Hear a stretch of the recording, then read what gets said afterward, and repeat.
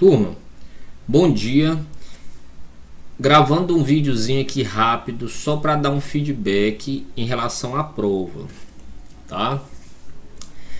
Especialmente sobre as questões subjetivas. Só para dar um retorno àquilo que a gente faria em sala de aula, tá? Veja bem, as perguntas eram três perguntas. Uma pedindo para explicar a cláusula de reserva de plenário, perguntando se havia exceções. Outra pedindo para diferenciar o controle difuso do concentrado. E outra pedindo para diferenciar o incidental do principal. Ou, em outras palavras, o controle por via de ação do por via de exceção. Em relação à cláusula de reserva de plenário, bastava você dizer que a cláusula era aquela regra esculpida no artigo 97 da Constituição Federal, que diz que a inconstitucionalidade de um ato, de uma lei ou ato normativo, só poderá se dar nos tribunais pelo voto da maioria absoluta dos membros do tribunal ou do órgão especial, tá? O que eu vi pessoal fazendo confusão? Alguns de vocês fizeram confusão. Primeiro, trocaram aqui a maioria absoluta por 2/3, fazendo confusão com 2/3 lá da modulação dos efeitos, artigo 27 da lei da ADIM, né? Aqui é maioria absoluta, não é 2/3, tá? E outra confusão que eu vi, essa até me surpreendeu, mas algumas pessoas colocaram como se a cláusula de plenário, a cláusula de reserva de plenário, fosse uma lei, fosse uma regra só aplicada aos tribunais com mais de 25 membros. Não é assim, pessoal. O que acontece nos tribunais com mais de 25 membros é que a Constituição, a partir da reforma constitucional 45, em 2004, passou a permitir que esses tribunais mais numerosos, ou seja, que tem um número acima de 25 membros, constituam órgãos especiais, que é para não ter que juntar todo mundo. Eu disse para vocês, o Tribunal de São Paulo tem mais de 300 desembargadores. Já pensou se para tomar essas decisões mais importantes fosse preciso juntar os 300 desembargadores? Então, nesses casos, a Constituição permite que se crie um órgão especial. E esse órgão especial pode fazer, às vezes, de plenário e decidir pela inconstitucionalidade de uma lei ou ato normativo. Mas isso se aplica a qualquer tribunal, inclusive os pequenos. Salvo engano, o de Roraima tem 11 membros só, 11 desembargadores. Lá também vai se aplicar a cláusula de reserva de plenário. Certo? Tem exceções? Tem, nós vimos em sala de aula. Quando for para declarar a constitucionalidade, quando for para aplicar uma interpretação conforme, quando já tiver uma manifestação do plenário sobre a questão, quando já tiver uma manifestação do STF sobre a questão, quando for para decidir medida cautelar, tá? Todos esses casos não precisam mandar para a cláusula de reserva de plenário. Teve gente que copiou ipsis literis a súmula vinculante que fala sobre a cláusula de reserva de plenário. Teve gente que falou, mas não explicou o que é a cláusula de reserva de plenário. Desculpa. Então, pessoal, fica o alerta. Não basta saber, tem que saber fazer prova. Tem que responder a pergunta que o examinador está perguntando para você. E aqui ele queria saber o que era a cláusula de reserva de plenário, tá? Essa foi a mais tranquila, eu acho assim. As outras, não que vocês não soubessem, mas eu percebo muita confusão ainda com controle difuso e controle incidental e controle concentrado com controle por via de ação. Eu disse para vocês para tomar cuidado,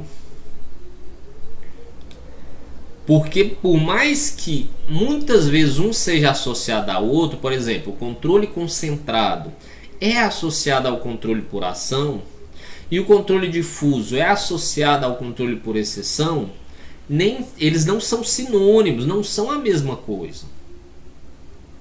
E eu disse para vocês, olha, às vezes vai acontecer diferente. Por exemplo, um mandado de segurança contra um ato de um ministro de Estado, tendo com base, como causa de pedir, a inconstitucionalidade do ato, não como pedido. Até porque se fosse pedido não seria um mandado de segurança, seria um ADI. Nesse caso, é um controle por via de exceção, porque o pedido vai estar na causa de pedir. Só que é um pedido, um controle por via de exceção, exercido de forma concentrada. A Constituição diz que a competência para decidir ações propostas contra atos de ministro de Estado é do STF. Então vai ser um controle difuso exercido no STF. O STF também faz controle difuso. Desculpa. O STF também faz controle por via incidental. Tá? Não é difuso, é um controle concentrado, mas por via incidental, por via de exceção. Tá certo? É menos comum, mas existe essa possibilidade. Então, dito isso, olha só, turma, para vocês não confundirem, eu fui olhar lá nos nossos slides para saber se realmente eu tinha colocado isso em sala. E tá lá, ó, em aula. E tá lá quando a gente, naquele material de controle judicial, no terceiro slide, faz assim, ó, a gente tem que responder, quando for estudar controle judicial, a pergunta, quem faz o controle? É o critério subjetivo, a pessoa que faz o controle. E o critério formal, como se faz esse controle?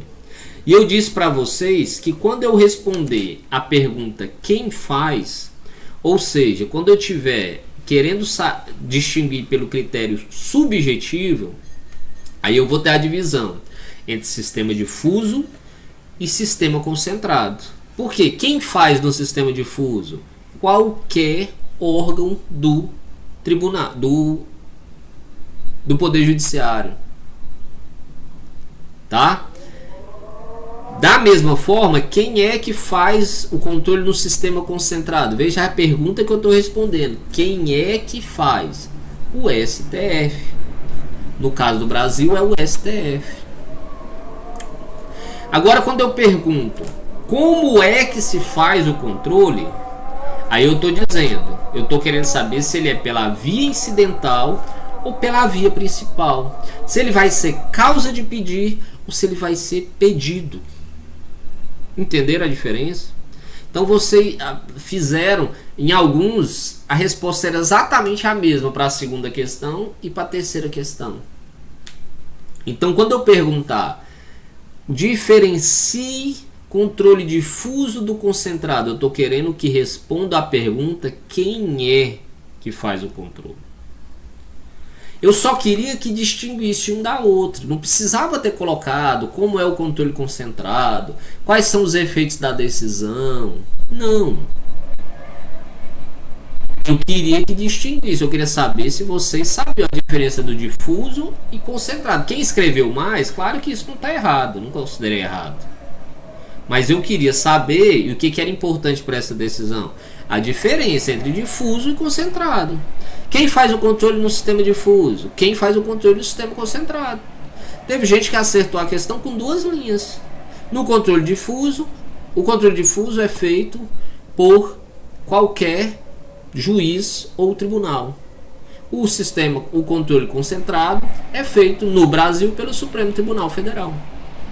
Ou então teve gente que falou genericamente, o controle concentrado é feito por um ou poucos órgãos, porque realmente o sistema concentrado no mundo é isso.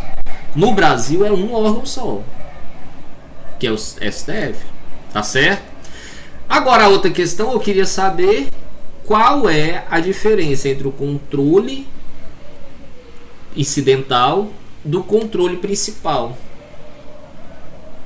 E aí, gente, presta atenção no nome, no nominho. E aqui eu quero que vocês respondam como que se faz. No controle principal, o controle é o objetivo principal da ação. O objetivo, o pedido principal vai ser o controle que declare a inconstitucionalidade do artigo F. É assim que acontece na ADO. O pedido principal é eu decidir a constitucionalidade daquela lei. Já no controle incidental, não é o pedido principal. A constitucionalidade é incidental ao meu pedido principal.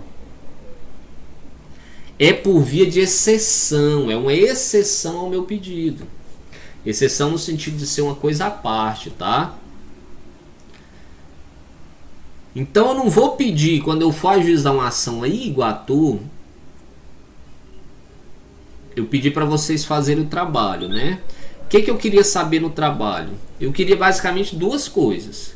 Eu queria saber se vocês estavam dirigindo ao juiz correto, que é o juiz local, ou queria saber se vocês estavam veiculando o pedido de inconstitucionalidade no lugar certo, que não é lá no pedido, mas sim na causa de pedir. Por isso que eu disse algumas vezes, fiz a observação em alguns trabalhos, que o pedido lá no fim não pode ser declare a inconstitucionalidade. A não ser que eu coloque assim, declare incidentalmente a inconstitucionalidade do artigo para que determine que o município pague a gratificação tal. O objetivo e o pedido é pagar a gratificação tal. Só que antes, incidentalmente, o juiz tem que decretar a inconstitucionalidade.